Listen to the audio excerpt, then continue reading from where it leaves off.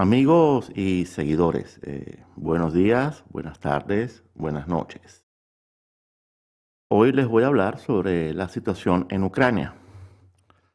Aunque en estos momentos y sobre todo porque este no es el espacio, no voy a describir lo que viene pasando en Ucrania desde la caída de la Unión Soviética, que sería lo procedente para poder entender todo lo que ha pasado y está pasando en esa nación. Desde luego, esto va a quedar como una promesa a ser cumplida, sobre todo si el desarrollo de los eventos lo amerita. Solo habría que aclarar algunos puntos importantes que de una forma u otra ya he expuesto tanto en Twitter como en videos anteriores. Y estos puntos son los siguientes. Uno, la destrucción de Rusia, sobre todo como nación independiente, soberana y poderosa, es uno de los objetivos principales del globalismo occidental, de matriz angloamericana, más aún después de la caída de la Unión Soviética, cuando el globalismo pensó que había logrado ese objetivo apuntándose un gran éxito. Lamentablemente para el globalismo apareció Putin y les echa a perder la gran conquista y la gran celebración.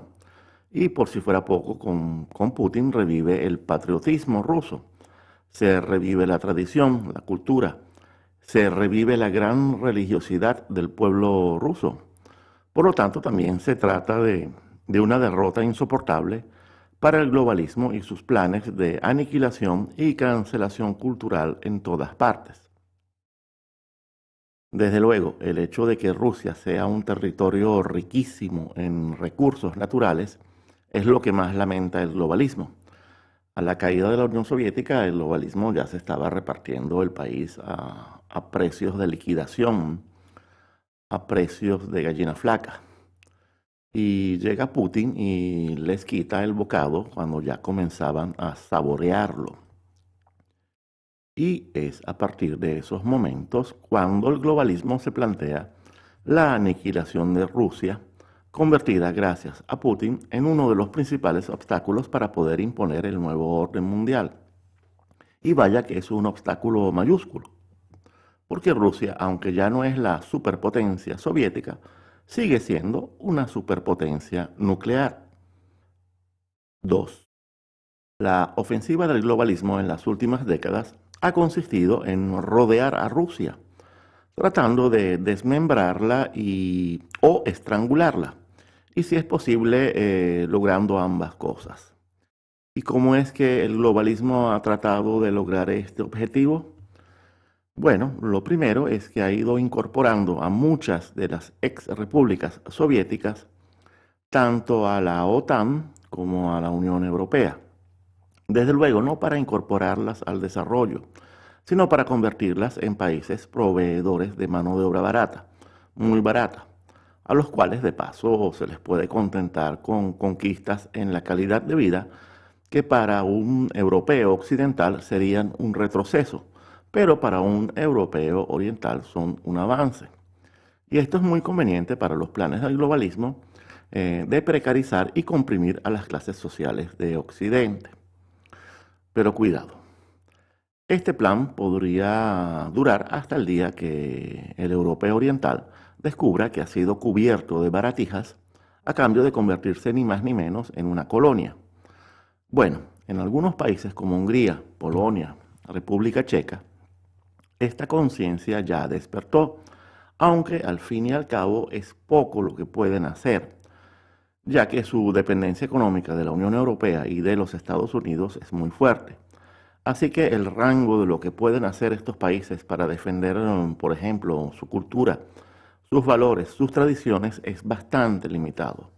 De hecho, se puede afirmar que en estos países se ha activado un proceso de resistencia cultural que es muy digno, muy enaltecedor, pero por los momentos se trata de un proceso muy precario que podría sufrir reveses, sobre todo porque no hay alternativa, están solos y después de la caída de Donald Trump quedaron más solos aún. Bien, la otra cosa que el globalismo le ha estado aplicando a Rusia es la promoción de revueltas en territorios limítrofes o incluso internos, revueltas incluso muy violentas en ciertos países como Georgia, Chechenia, la misma guerra de los Balcanes. Desde hace un tiempo lo están intentando en Bielorrusia. Y es aquí donde aterrizamos en Ucrania, en donde lograron imponer en un primer momento a una clase política muy rusófoba, donde parece que hay diversidad, pero donde lo que hay realmente es sumisión a los Estados Unidos, especialmente sumisión al Partido Demócrata de los Estados Unidos. Aunque aquí habría que apuntar dos claves interesantes, importantes. Uno, existe algo que son los acuerdos de Minsk. Minsk es la capital de Bielorrusia. Eh, Estos acuerdos de Minsk, promovidos por Francia y Alemania en 2015, intentaron poner fin a la guerra civil en Ucrania entre nacionalistas y separatistas. Pero estos acuerdos lamentablemente no dieron el resultado esperado por razones que serían muy largas de explicar, de explicar en este momento, pero que tienen que ver, como siempre, con la actuación de ciertos poderes ocultos y superiores a los cuales no les convenía que esta operación tuviese éxito. Y la segunda clave que habría que apuntar es que el actual presidente de Ucrania, Vladimir Zelensky, en algún momento llegó a proponer la necesidad de dialogar con Rusia, de intentar un acercamiento, lo cual, y para ese momento, significó que se asomaba la posibilidad de que los titiriteros demócratas de Washington hubiesen perdido algo de poder en Ucrania, lo cual es muy posible, porque hay que recordar el escándalo de la llamada de Trump a Ucrania, de esa bendita llamada de Trump para pedirle a Zelensky que investigara nada más y nada menos que a Joe Biden y a su hijo. ¿Lo recuerdan? Bueno, así de sensible fue la tecla que tocó Trump, que a partir de ese episodio se armó todo un escándalo monumental y hasta se intentó el impeachment contra Trump. Bueno, ¿y qué ha pasado con Zelensky y sus intenciones de diálogo con Rusia? ¿Qué pasó con la investigación de los Biden en Ucrania? ¿Qué pasó? Que ahora en Ucrania todo parece precipitarse de nuevo hacia la violencia, incluso hacia la extensión de la guerra civil hacia el ámbito internacional. ¿Qué fue lo que pasó? Bueno, ha pasado que Trump ya no está y llegó justamente Biden. Y ahora resulta que Biden anda muy urgido de agitar las aguas en Ucrania, donde estaba su hijo haciendo negocios inconfesables. Y también con respecto a China, Biden anda ansioso. Y qué casualidad que su hijo también anduvo en negocios y tratos en China, o por lo menos con chinos. Bueno, les dejo eso para que reflexionen y volvamos al asunto de la guerra del globalismo contra Rusia, porque hay otro método aplicado por el globalismo a Rusia, que es el del aislamiento político y el estrangulamiento económico, en donde se hace ver a Putin como un feroz dictador y un asesino sin control, alguien que mata a sus opositores a diestra y siniestra, aunque falla con demasiada frecuencia en esto. También se le hace ver como alguien que le arrebató Crimea a Ucrania.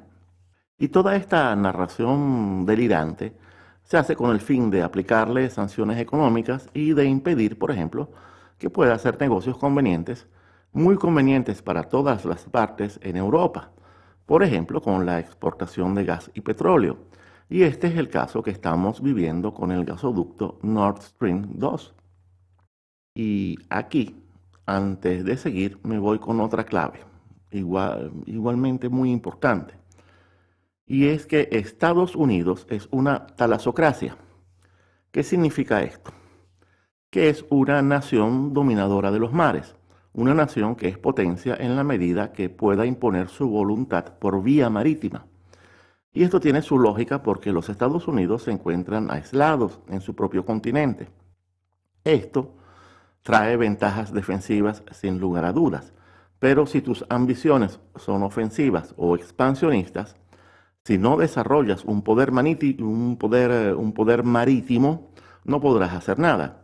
Y esto es clave para entender la geopolítica y la geoestrategia de los Estados Unidos como superpotencia. Y este determinismo aflora a cada rato. Y en el caso del gasoducto Nord Stream 2 entre Rusia y Alemania, salta a la vista. Los Estados Unidos por nada del mundo desean que Europa, y en especial Alemania, descubra las ventajas de un abastecimiento energético abundante, muy abundante, que además es cercano y es económicamente ventajoso. Desde luego, el Nord Stream 2 es un gasoducto marítimo, porque no puede pasar por tierra. ¿Por qué? Porque allí están las colonias bálticas de los Estados Unidos que se lo impiden. Pero esto no cambia el razonamiento básico, y el razonamiento básico es que el proveedor natural de energía, no solo para Alemania, sino para el resto de Europa, debería ser Rusia, por conveniencias obvias, que además romperían con la dependencia energética con respecto a ciertas zonas como el Medio Oriente o el norte de África. Y la determinación de los Estados Unidos como talasocracia queda en perfecta evidencia cuando le ofrece a Alemania como alternativa al gasoducto ruso, le ofrece gas que va a ser entregado en buques gaseros por vía marítima. Un gas que por lo tanto le saldría más caro a Alemania y que además generaría complicaciones logísticas y que además generaría una dependencia atlántica que no sé hasta qué punto los alemanes la sigan viendo como algo conveniente. Más adelante les explicaré algo más sobre esto. Por último, y volviendo al tema de los métodos con los cuales el globalismo pretende destruir a Rusia, el globalismo está tratando de construir una oposición política a Putin que sea funcional a sus propósitos, sobre todo para promover en Rusia una nueva revolución de colores como las que ya se aplicaron en Georgia, en Serbia con la operación Otpor y en la misma Ucrania. Y el mecanismo es el mismo de siempre. Se promueve y se financia a cuanto grupo de oposición aparezca, se crean partidos de maletín si hace falta y se compran a todos los políticos, incluso los que nadie conoce. Total, organizaciones como el National Endowment for Democracy y las ONGs de Soros y otras fundaciones globalistas son especialistas en esto. De paso, se promueve una mesa de la unidad para coordinar a toda esta oposición y se permite que ciertos partidos no pertenezcan a esa mesa para que parezcan radicales y no se vea demasiado el diseño. Faltaría más. Dentro de esta operación, el globalismo promueve candidatos para cualquier cosa. Y dentro de esos candidatos se escogen a los títeres más sumisos y tarambanas para que se conviertan en líderes. Y se promueven marchas, concentraciones, plantones y barricadas. En otras palabras, se activa y se calienta la calle y siempre dentro de este plan se organizan operaciones que son tanto políticas como mediáticas, cuyo objetivo es la participación electoral como sea, para poder ir siempre como sea a unas elecciones que luego deberán ser denunciadas como fraudulentas. Señores, es asombroso cómo el método es el mismo en todas partes. Y aquí hay que resaltar que uno de los objetivos principales del globalismo, cuando activa estas operaciones de promoción de oposiciones teledirigidas y a su vez promocionan la participación electoral, uno de los principales objetivos del globalismo en este caso es impedir que surja una verdadera oposición que pudiese ser libre, independiente, soberana, una oposición patriótica que se proponga realmente armar una verdadera resistencia y una verdadera insurrección para rescatar al país, no solo como un territorio, sino como una nación y una sociedad dotadas de tradición, cultura, costumbres, alma y orgullo patrio, y sentimientos de identidad y pertenencia. Bueno, agotado el tema de la metodología, metodología que algunos venezolanos despiertos conocen a la perfección, seguimos y vamos al grano de la situación actual, de lo que está pasando en vivo. Señores, ¿qué va a pasar en Ucrania? Pues como ya les expliqué en el videograma anterior, el videograma número 1, antes de mandarse una guerra, Joe Biden, o mejor dicho, los que pusieron a Biden, van a tener que cuadrar muy bien las piezas, porque multiplicar los frentes no sé si sea tan buena idea, cuando uno de los frentes pudiese ser el frente interno, ni más ni menos dentro de los mismos Estados Unidos.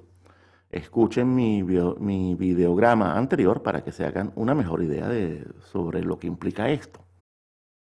Solo sé que la posición de los Estados Unidos con respecto a sus relaciones con Europa, Asia y el Medio Oriente no es la misma de antes. Y este es uno de los principales logros de Donald Trump. Es más, algunas veces pienso que Trump se planteó este cambio en el exterior antes de pasar a la cuestión interna. En otras palabras, es posible que Trump comenzara a secar el pantano más afuera que adentro, lo cual no carece de sentido si se analizan ciertas situaciones, que trataré en un video o en un War Room próximo, porque se trata de explicar muchas cosas. Y porque además hay que esperar por el desarrollo de ciertos eventos clave, de los cuales he estado muy pendiente, que desde ya les digo que pueden pasar más o menos por debajo de la mesa, porque lo queramos o no, vivimos sumergidos en una Matrix, en una realidad alterna que se cuida mucho de proporcionarnos ciertas claves, ciertos datos que pudiesen mejorar nuestra percepción. Bueno, retomando el hilo, también les digo que solo sé que en muchos países de Europa está madurando un enfoque estratégico donde la derrota de Rusia no necesariamente traería los beneficios que pregona el atlantismo angloamericano con cada vez menor credibilidad.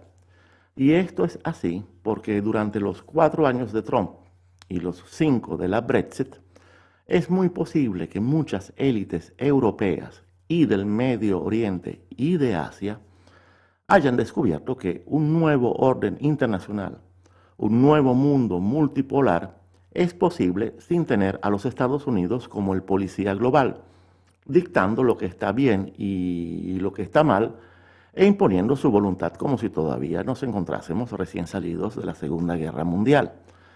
Y teniendo que depender, además, y por ejemplo, del dólar como moneda de referencia, y de las instituciones y sistemas monetarios y económicos creados en la posguerra por las naciones vencedoras, Estados Unidos e Inglaterra.